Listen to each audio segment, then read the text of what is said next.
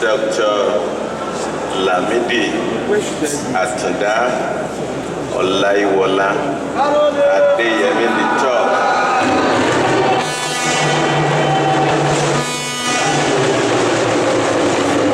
The Alaafin of Oyo and permanent chairman Oyo State Council of Obas and Chiefs.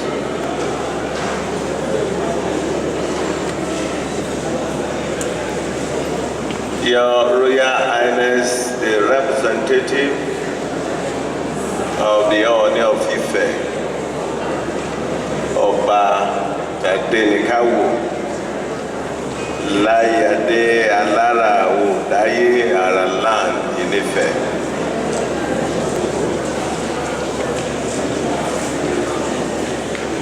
The representative of Chief Afe Babalola, Dr. Lekan Are,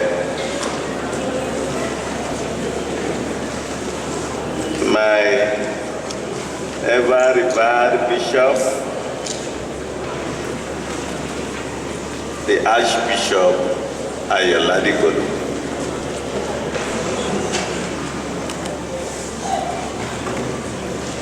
the chiefs, bailiffs from Oyo land, Professor Oyinlola from the University of Texas, Professor J. Laurent Maturi from Duke University, USA, most welcome. Ekabo.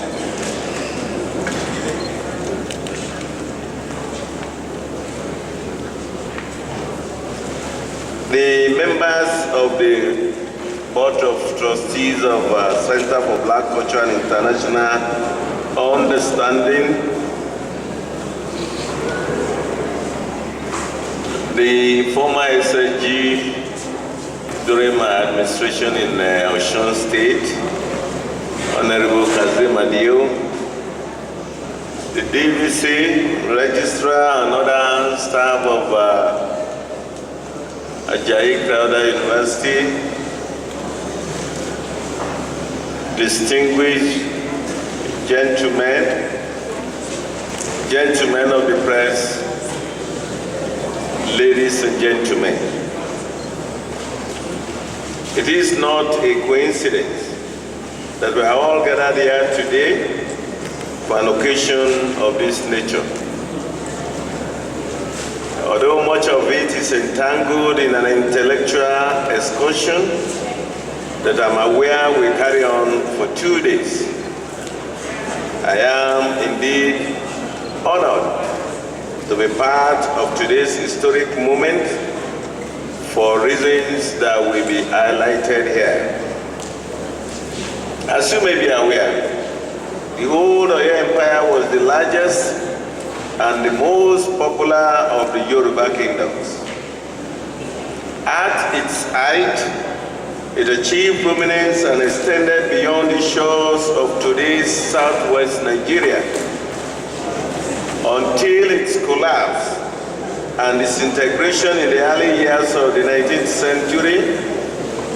Oyo ruled by great kings who exerted not only their political power over other large territories, but ensure that the people it reigned over adapted and adopted its ways of life. But these, virtually all Yoruba states which came under the powers of Oyo at some point find are overwhelming or are difficult to shed even up to this day. It is why in some Yoruba towns and as far into West Africa, Shango is represented in their kingship institution and celebrated in annual or periodic festival, or the town itself remains an appendage of the vestiges of Oyo itself. What Oyo did is reminiscent reminiscent of the assimilation policy of the French, whereby each person may identify with a specific Yoruba group, but that identity is interlocked in your assimilation policy. Is it therefore not a coincidence that we are all gathered here to identify with that empire and its rulers whose socio-cultural and political influence straddled the savannah below the bend of the river Niger? Secondly, behind the dominant powers of old Oyo was the Alaafin, who may have appeared very powerful, but shared such with a governing council popularly referred to as Oyomesi.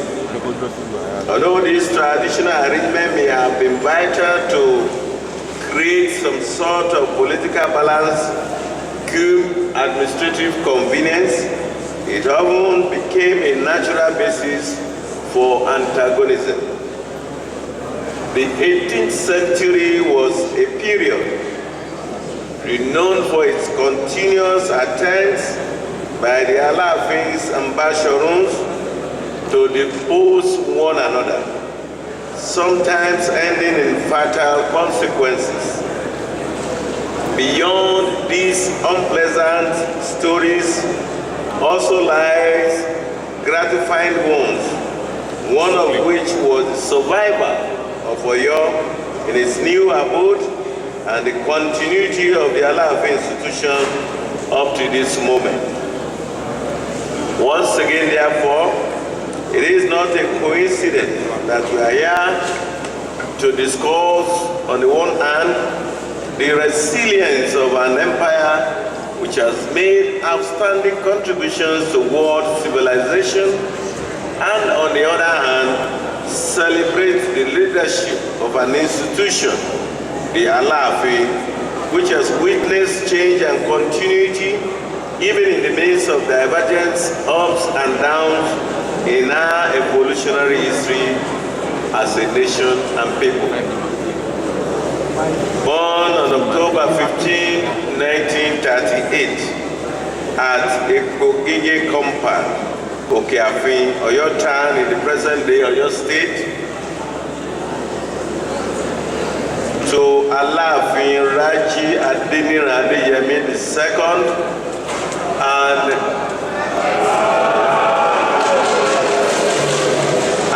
Olori Ibironke Adeyemi. Just like the Yoruba philosophical aphorism that says, of the old blood.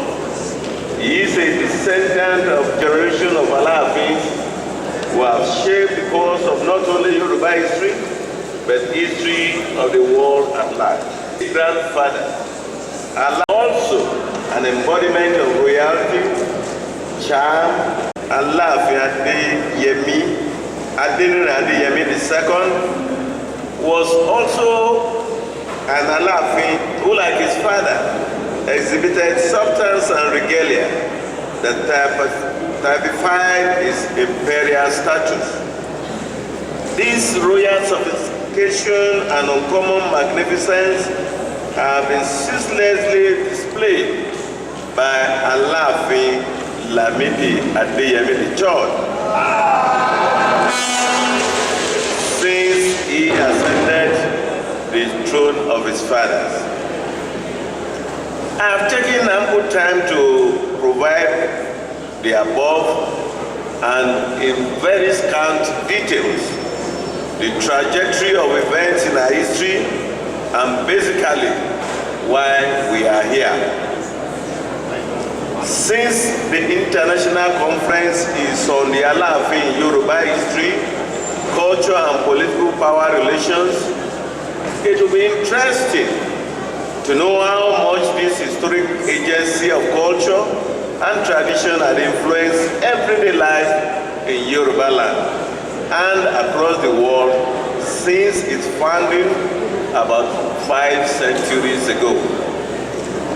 This conference, I understand, have in our midst reputable and earlier career scholars who have called far and wide to discuss variety of themes on Oyo history, such as the early history of Oyo, the archaeology and methodological issues, religious culture, rituals and festivals, military tradition, intergroup relations, socio-political issues, the Alaafin and the Mokdakeke question in Yoruba history, Oyo and the African diaspora, the colonial period in Oyo history, foreign policy and diplomacy, post-colonial era, among others. Such themes as these are relevant to contemporary African discourses, which have been redirecting attention to the restoration of African heritage as the contribution of the continent to the contemporary cultural renaissance across the globe. I therefore expect the discourses and deliberations here to focus more on the core elements of intracultural exchanges and other tangible and intangible influences between Oyo and its past and present neighbors, and how this could continue to foster national unity and reconciliation. I have no doubt that the task we have set out to carry out here will remain rewarding and counted as one of those defining moments in our recent history. Let me use this opportunity to inform this noble audience that the Center for Black Culture and International Understanding was established early 2009. It is affiliated with Institute for African Culture and International Understanding, Abeokuta, a UNESCO Category 2 institute. Believing in the modernization of African cultures from within, CBCIU is committed to cultural promotion for the grassroots level up and in cultural exchanges primarily within Nigeria, across West Africa and the rest of the continent and with the rest of the world. The CBCIU started as an archive with Uli and Georgina Bia's materials forming its nucleus. As such, CBCIU is also interested in and has been achieving a lot of contemporary Nigerian cultural production since 2009. We have formed partnership with Iwelewa House, situated at the University of Beirut, Germany, and through our U.S. office in Philadelphia, working on a partnership with the Smithsonian Institution in Washington, D.C. Our mission is simply to elevate Black culture by focusing on its recovery, preservation, promotion, and utilization of its enduring ways of being for the purposes of holistic development, appreciation, and international understanding. This has been our focus since 2009, in spite of obvious odds and challenges. May I state here that on January 9, 2019, the CBCIU will mark its 10th anniversary and wish to use this medium to request your honorable presence on this day. I have the singular honor, on behalf of the Center for Black Culture and International Understanding, of welcoming keynote speakers and all participants to this auspicious occasion, and it is my sincere hope that we all will be able to take back home the memories of this day as one of our noble contributions to the fruitful development of African culture, named Yoruba history. I would like to use this opportunity to thank the Vice Chancellor, Professor Dapo Ajayi, and the entire management and staff of Ajayi Crowther University of Oyo for extending its hands of friendship to us at the CBCIU. We emphasize more rewarding partnerships with you going forward. I wish to also express my heartfelt appreciation to our keynote speakers for finding it expedient to be here. It is my hope that we all will have a very rewarding intellectual engagement. I wish to also mention the support of all our partners, tertiary institutions, organizations, and personalities who assisted us in one way or the other. Our father, Igu Babayeye, and Alaafin of Oyo Oba Lamidi Olagunsoye Adeyemi III, has been supportive to us at the CBCIU.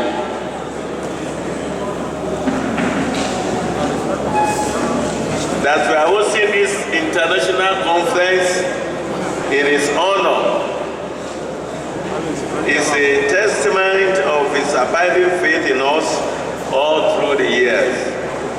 We are indeed lucky to have a king in a lifetime who holds firmly to tradition and continues to manifest it in ways that enriches our understanding of Yoruba, past and present. Kabiyesi, may your reign be long. Distinguished ladies and gentlemen, I thank you for your attention. May the good Lord bless you all.